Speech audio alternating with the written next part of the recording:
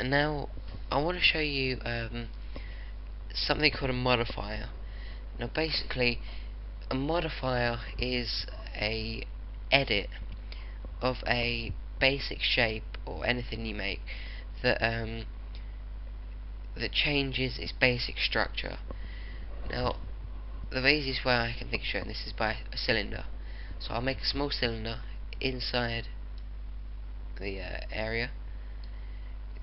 Select, do the base, give it height, escape, and just make any quick modifications I want. I'll show you something as well. If what I did there, I right click on perspective, and I click edged faces. And basically what it does there is zooms out, not zooms out, it shows the different segments of my cylinder. Now I'll give this a radius of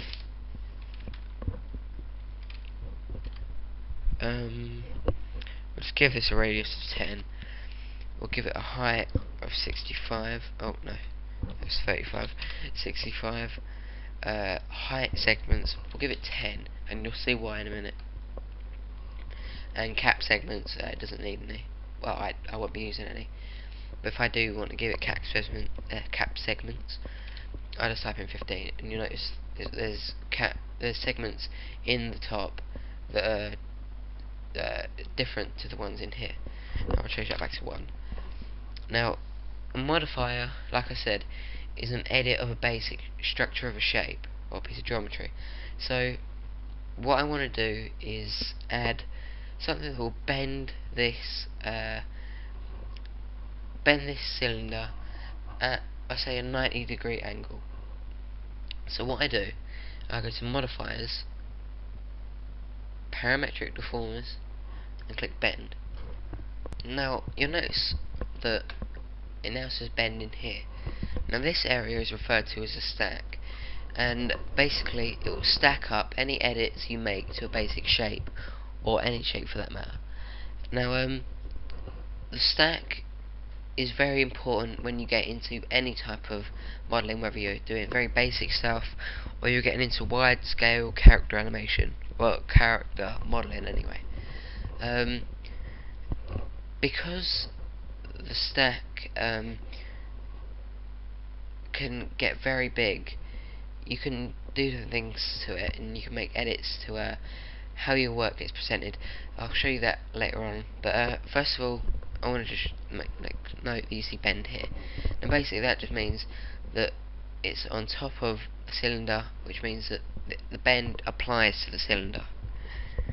Now I can turn, at the moment you see there has no it had no effect, because the bend angle and the bend direction haven't been set.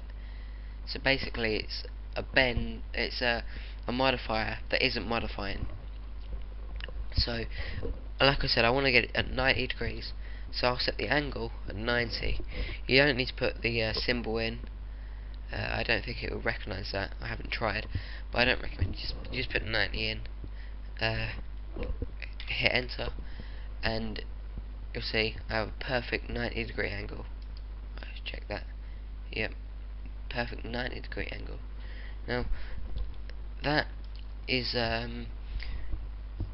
it's good for different uses. Now if I was to change to add that to something, or to use it as part of a model, so if I was modelling an umbrella and I wanted to change things, I could use that somewhere.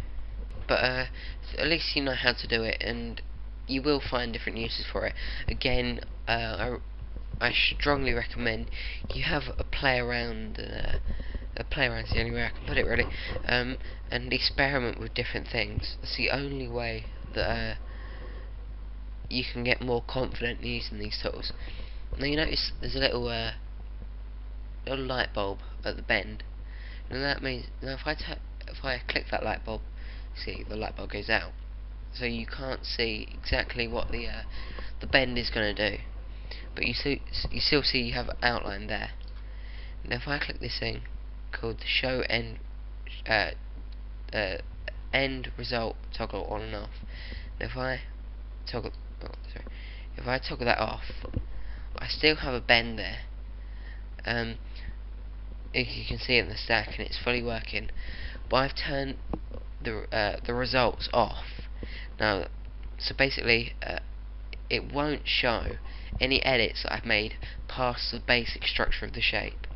So I can make change to the height, to the radius, segments, and it will show, but it won't show anything that affects the bend.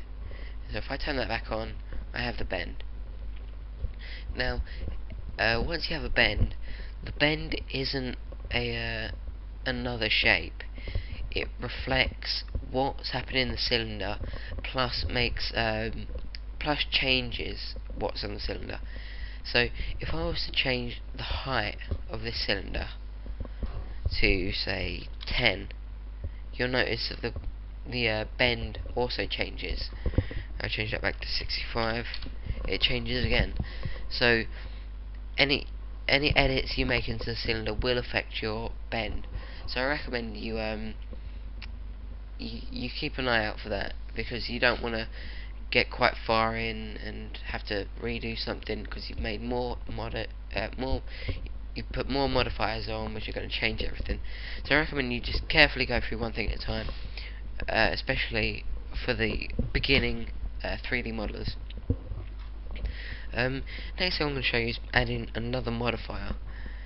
Now, to do that, I can get modifiers, and I can go to parametric deformers. Now you notice I have a modifiers list here. Now basically that just puts everything in to not really, it's not an alphabetical order. Well, it is, but into different sections, then into alphabetical order. So you notice this is quite big. So if I want to add something called a taper, press T, and the first thing that comes on my list is taper. So I can click that, and it automatically adds the taper in. Now again, I haven't made any edits to the taper, I haven't given any parameters, so I'll give the taper an amount of 20, and you'll see that rapidly changes everything. So I give the taper amount of 2. It still makes a change, but not on a wide scale. I give it 0.5, and it makes hardly any difference at all.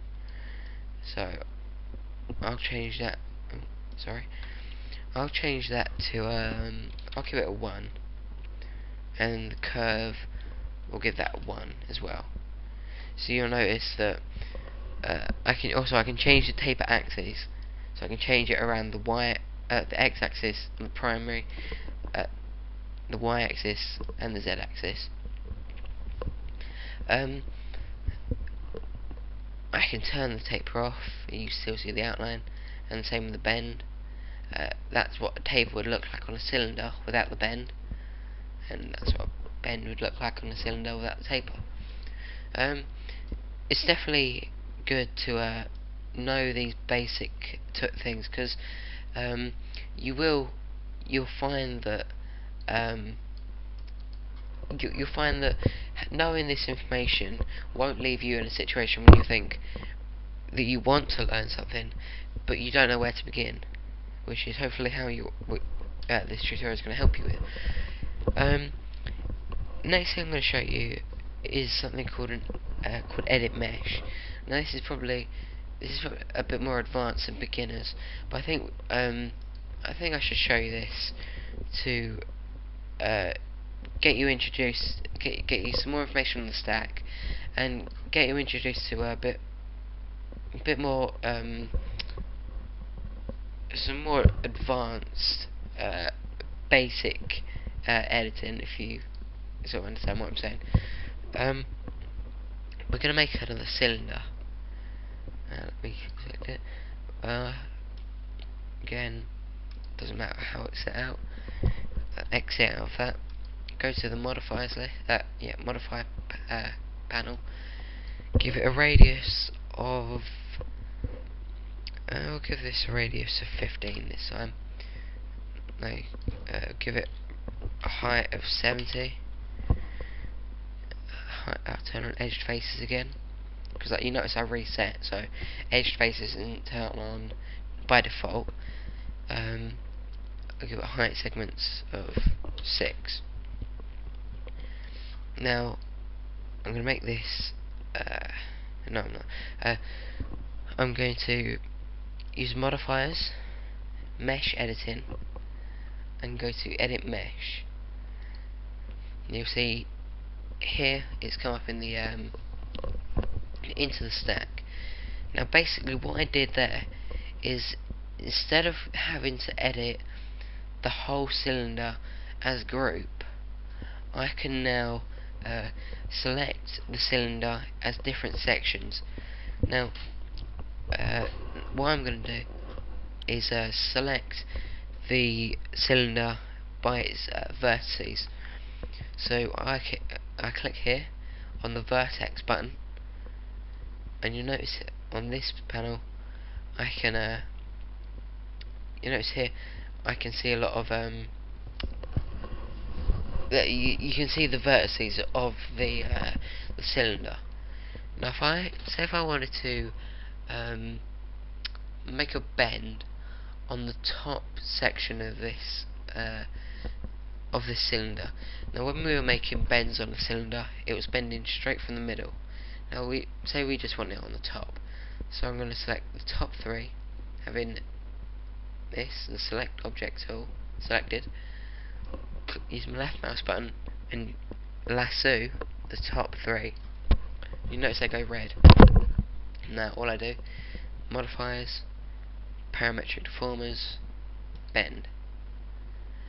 Now you see this, I changed the angle. You see it's sort of working around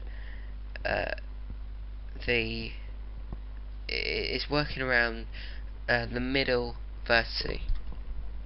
So a way to fix that, if you put the angle to 90, a way we can fix that is go into the bend, to click on this little plus sign next to the bend in the stack, click on gizmo, use the select tool, and just clicking on this this little arrow here on the y-axis, you can just change the way that it comes out. Now this looks a bit rough, really, because of the fact that I don't have enough segments. But so now I'm thinking, right, I want to change that. So I'm going to go down to cylinder, but you see you get a little warning here. It says modify existing stack that depends on topology. Changing parameters may have undesirable effects. So basically, what it means is that once you do an edit mesh and you add a modifier to it, you edit one thing and you're going to end up changing it. So I'm just going to go ahead and say yes. Now if I edit the height segments of the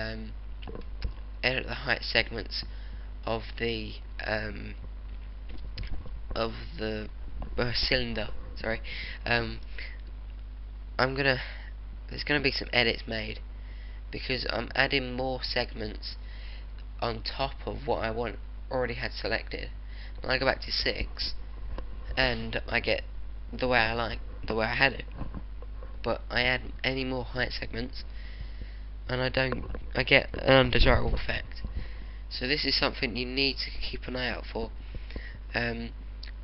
and so again, keep experimenting different different ways of setting up your cylinder, so you know, or it doesn't have to be a cylinder, but just make sure you know how you want everything to look and what's going to affect another. So when you end up with maybe 4 or 5 different modifiers on here, you've got to be prepared to understand that you might need to go 3 steps back to go 1 step forward. Now you see that you have not necessarily a very big stack, but it's starting to get a bit it's starting to get a little bit cluttered up. But I'll show you that. I'll show you how we're going to deal with that in a minute. But what I'm going to do is add another edit mesh. Now, so I go to modifiers, mesh editing, edit mesh, and you see that comes onto the stack. I select vertices, and this time I just want to select the bottom two. The bottom two of the bottom two set of vertices of the cylinder. And this time I'm going to add again a taper, which will change. I'll just change the amount. But now you see, like definitely here, you notice that you have quite a cluttered up stack. Now this, once you get into very large scale modelling, this isn't what you want. See here, I mean, to be honest, we haven't created anything that interesting, so it doesn't really matter that you have quite a large stack. But when you get in something quite big and large scale, you need to make sure you have your stack ready. But say that this is what we want. We've got exactly the effect that we wanted, model to the specifications we had. You don't need to make any more edits to it. So basically, all I can do is go to taper, collapse. We don't have to collapse the taper, but click something in there, collapse all, and it will ask me. Let's remove everything in the stack with selected objects, including creation parameters and animation. So I'll say yes. So now you don't have a cylinder here. All you have is an editable mesh. Again, where you can make any edits. Now I'm going to go back and undo that because I want to show you something else. Here you can change the names of different meshes. Now when you have you got 6 different editable meshes, you want to know which one's doing which. Yeah, you want to know what's going to be doing what. So I'm just going to go there. It's alright. I'm going to rename that to bottom section. And but doing that is done that, which wasn't what I had planned. I'll go back. So yeah, there we go. Bottom section. Rename. That's how you do it. Sorry. You just right click it and rename. Edit mesh. I'll rename that one to top section.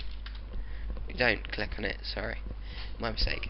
And then you just click rename, and then you give it a name, so you can keep things nice and organised. So what you've learned basically is I've gone through the intro, not the intro, sorry. I've gone through, I've given you an introduction to the basic interface. Not gone through everything in detail, but I've given you what you need to get started. I've showed you through the create and modify panels and given you the different tabs inside that. Remember, our tabs are our subcategories. We've gone through basic shapes. We've added a modifier of a bend and taper to a cylinder. I've shown you edit mesh, selecting vertices and added modifiers. We've collapsed the stack. We do that again. We've collapsed everything, and basically I think now you have enough information to go and continue doing a bit, just going through and having a play around, and then when I bring out a next tutorial, we will use those basic skills to make something a little bit more complex, and hopefully by the end of it, if I can make a range of tutorials, we can create a cool looking scene, which will definitely help you if you're modelling for, say, around the Mods Online community. This could be used quite a lot in, say, if somebody was mapping. So I hope you've had quite a good experience. You've learned quite a bit, and keep looking out. That's www.modsonline.com. I'd be happy to answer any questions you have, and I'm sure so will the members on there. So until next time, happy mapping and happy 3D modeling.